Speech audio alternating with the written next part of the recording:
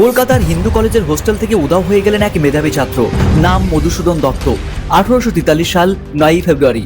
যার কলমে বাংলা সাহিত্য নতুন দিগন্ত দেখার কথা, তিনি কোথায় হারালেন? গোটা কলকাতায় হুলস্থুল।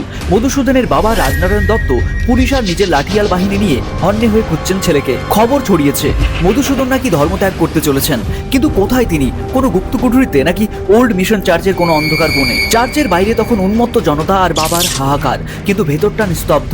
মধুসূদন কি ভয় পেয়েছিলেন, নাকি এক জেদি যুবক তার আজন্মের স্বপ্ন বিলেত যাওয়ার জন্য নিজের শিকড় ছিঁড়ে ফেলতে প্রস্তুত ছিলেন? পাদ্রী হাভাল্লিন যখন তার মাথায় জল ছিটিয়ে দিচ্ছেন, ঠিক সেই মুহূর্তে মধুসূদনের মনে কি চলছিল?